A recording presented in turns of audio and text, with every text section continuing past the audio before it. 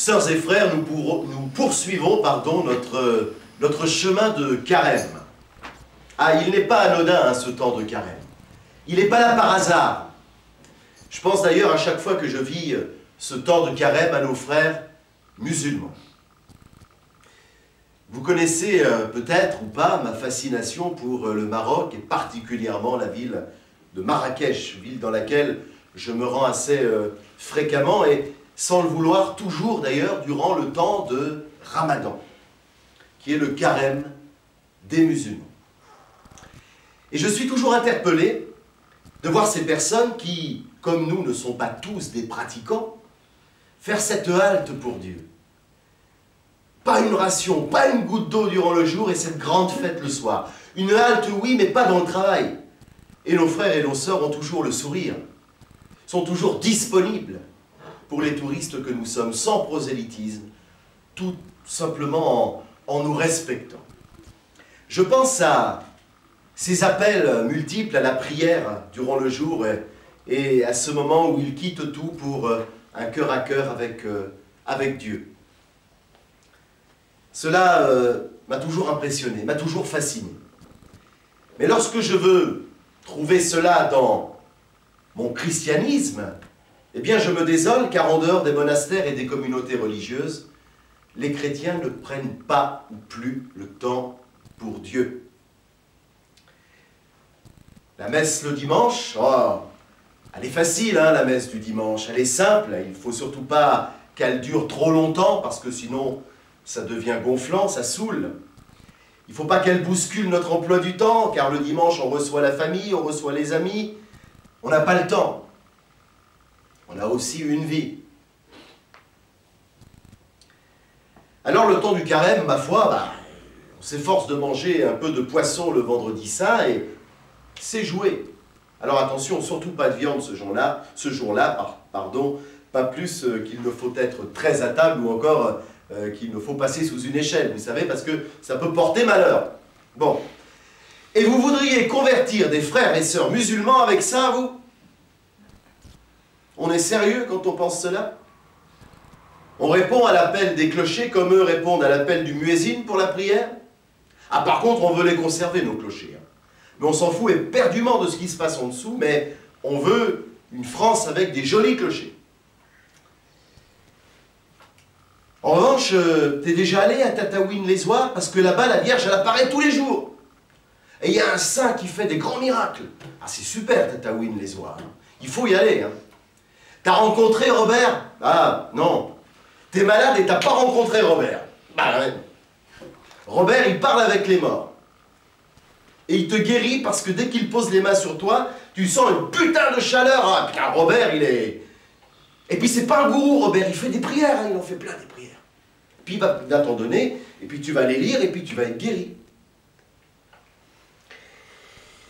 En effet, ces Robert-là, ils sont tous des ostéopathes, des kinésiologues, des grands maîtres, qui, avec un peu de Jésus, avec un peu de Hama, avec un peu de Bouddha, avec un peu d'hindouisme, vont remplir leur pseudo-cabinet de fidèles, tandis que le dimanche matin, les cloches sonnent désormais pour plus personne.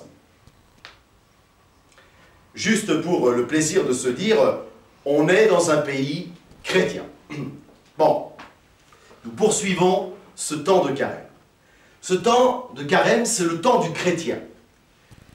C'est un temps qui n'existe pas pour que l'on puisse se dire au bout du compte, ça y est, on l'a fait, c'est joué, c'est gagné, basta le carême.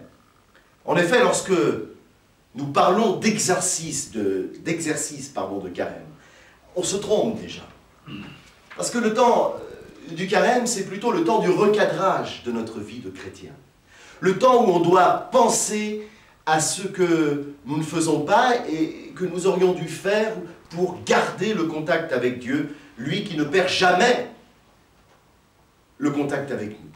Alors ce n'est pas forcément un temps de jeûne ou d'abstinence tel qu'on peut l'imaginer, mais c'est plutôt 40 jours durant lesquels on devrait mettre entre parenthèses, je le disais tout à l'heure, tout ce qui ne sert pas à grand-chose afin de sublimer ce qui est essentiel à notre vie de croyant, c'est-à-dire la spiritualité, la marche par l'Esprit, qui nous fait avancer avec Dieu. C'est dans cet instant précis que je dois faire mienne cette phrase du mercredi des cendres. Vous vous souvenez, au moment de l'imposition de ces dernières, les cendres, hein, convertis-toi, mec, et crois à l'Évangile.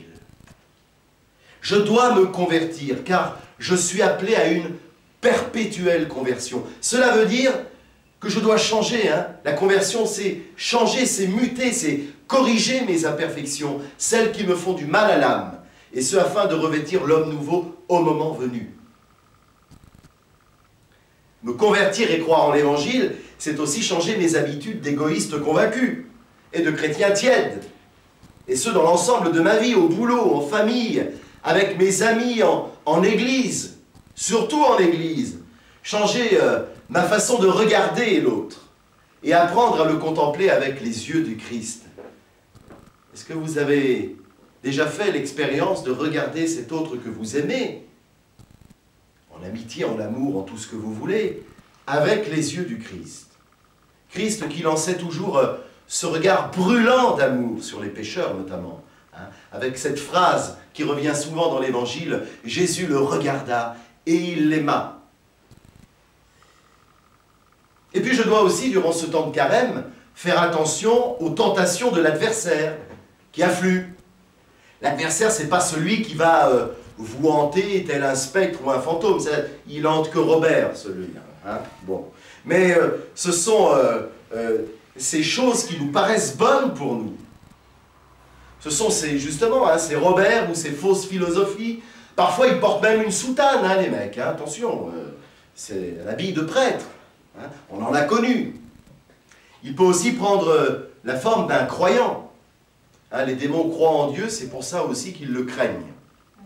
Mais lorsque l'adversité voit que nous avons un pied dans la foi et un pied dehors, eh ben, elle se fait encore plus malin pour nous attirer dans le vide et le néant qu'il souhaite pour nous, car c'est au final tout ce qu'il a à proposer. C'est la raison pour laquelle Jésus, donc, il est venu nous relever, nous redresser, chose qu'il fait sans arrêt, à la condition que nous nous tournions vers lui en lui disant « Maître, prends ma main, je tombe ».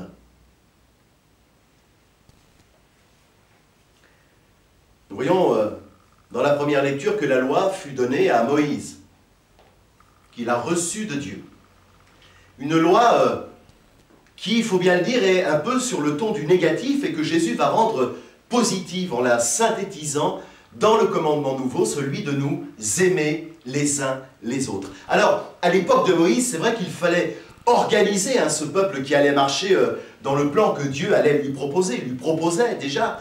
Il fallait donc un leader, un prophète, quelqu'un qui saurait à la fois écouter et regarder ce Dieu qui regarde et qui nous parle. Ce fameux « Je suis » du buisson ardent. Il fallait un prophète pour montrer la route, c'est-à-dire l'essentiel que Dieu souhaitait pour que son peuple puisse avancer le mieux possible. Mais depuis la venue de Yeshua le vivant, tout est possible, car tout est beaucoup plus simple. La parole est moins compliquée à entendre, et de par le sacrement de baptême, on en parlait tout à l'heure, nous sommes toutes et tous appelés à prophétiser. Parce que nous vivons tous la théophanie, c'est-à-dire la manifestation de Dieu dans nos vies, qui nous parle au cœur et qui nous considère chacun et chacune, non seulement comme étant ses enfants, mais comme étant un enfant unique aux yeux de Dieu. Et il en est ainsi de cette relation avec le Très-Haut, frères et sœurs. Et le carême vient nous redire « Ephata ». Ephata, ça veut dire « ouvre-toi, ouvre ton cœur et aime », car c'est précisément ici, dans ton cœur, que je veux te parler, et toi, tu dois entendre ce que j'ai à te dire, parce que je suis le Dieu des vivants, et parce que tu es vivant. Comme les Juifs et les Grecs, évoqués par Paul dans la seconde lecture de ce jour, eh bien c'est vrai que nous sommes en recherche, évidemment, des signes du ciel, des prodiges, des choses qui viendraient nous rassurer. On a dit tout à l'heure le surnaturel, hein, nous faire croire dans les moments où la foi peut chanceler, Hein? Mais comment les trouver, ces signes, si nos quêtes se résument par exemple à l'éternelle jouvence de nos corps, hein? Les liftings des vieilles peaux qui vont se la faire tirer par le premier chirurgien esthétique venu, Salvateur, qui deviendra alors un véritable Dieu pour elle. Nous recherchons des signes du ciel, mais nous allons toujours le chercher là où l'Église du Christ est désertée. Chez Robert le magicien, chez André le philosophe. Nous recherchons des signes, mais le plus important aujourd'hui, c'est de changer ta bagnole, car le nouveau modèle, il est sorti, et je suis plus dans le coup avec l'ancienne. Merde alors. Mais au-delà de ces bluettes sans profondeur, Christ est là pour tracer un avenir certain. En effet, il a tué le mal une fois pour toutes, sur la croix. Aussi ces fardeaux qui sont les nôtres aujourd'hui, qu'ils soient légers ou lourds, il faut absolument les déposer aux pieds de cette croix sur laquelle il a tant souffert. Nos douleurs, nos maladies, nos angoisses, nos peines, nos injustices, nos terreurs, tout cela nous le déposons aux pieds de la croix de Yeshua le vivant, qui certes est un scandale, comme nous le dit Paul, car rien n'y brille, rien n'y laisse présager un roi, pas plus qu'un Messie. Mais au-delà de ce que nous pouvons voir avec nos yeux, c'est précisément lorsque nous lui déposons notre fardeau, qu'il nous renouvelle, qu'il nous rachète, qu'il nous ressuscite, au-delà de toutes nos espérances. C'est une question de confiance, frères et sœurs.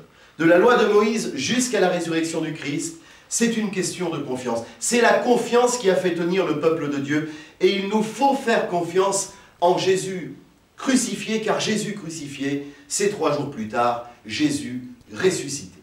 Alors ainsi, les parpaings, les complications, les injustices de cette vie, lorsqu'on les reçoit en pleine face, deviennent moins compliquées parce que nous savons que lui-même, alors qu'il est Dieu, les a reçus version plus 1000. Mais qu'il n'a jamais rompu ce lien de confiance entre lui et le Père, entre le ciel et la terre. Une confiance gratuite, puisqu'elle fut établie non pas pour sa propre gloire à lui, mais pour le salut de l'humanité tout entière. Enfin, je terminerai par le vrai sanctuaire, puisque Jésus en parle dans l'évangile qu'on vient d'évoquer. Le vrai sanctuaire de Dieu, eh bien, c'était bien évidemment dans le cœur de l'homme qu'il se trouve Dieu. Hein. On dit dans le cœur, alors bien évidemment, ce n'est pas le cœur que Jacques soigne, c'est l'âme. Hein. Dans le cœur de tout homme et de toute femme de bonne volonté. Dieu fait de nous des tabernacles vivants. Hein. Nous portons cette divine présence. Certains le savent et tentent de faire au mieux, d'autres le savent pas mais n'y croient pas, le savent ou ne le savent pas mais n'y croient pas en tout cas, et certains ne le savent pas encore, et là, c'est à nous d'aller leur dire. Mais comment leur dire si nous n'avons aucune apparence de ce que nous devons dire? Comment aller leur dire si on est tiède? Comment aller leur dire si on pense que parler de la religion et du Christ, c'est ringard et qu'on a peur de se faire rire au nez? Comment leur dire si nous ne sommes pas le Christ? Où en est-on avec cette question? Sommes-nous aujourd'hui capables de reconstruire en 3 jours ce quelque chose qui semble démoli en nous? Nous seuls, évidemment, non. Mais en rencontrant cette présence divine en nous, nous devenons alors puissants. Nous lui faisons porter notre fardeau et il s'en charge. Et nous lui disons, nous lui chantons comme on le chante avec ce chant: Jésus, j'ai confiance en toi. Jésus, j'ai confiance en toi. Mais putain, Jésus, oui, j'ai confiance en toi. Et toi, parce que tu es en moi, que moi, sans toi, je ne suis rien, et que je me sens prêt aujourd'hui à ce que tu deviennes moi. Aussi, si moi je deviens le Christ, alors plus de fardeau. Il se charge de mes souffrances morales, physiques. Il se charge de ces injustices qui me pèsent lourd. Il se charge même de mes péchés qu'il transforme, qu'il convertit. Oui, qu'il convertit. À la condition seule que désormais, je puisse croire et vivre l'Évangile. Amen. Amen.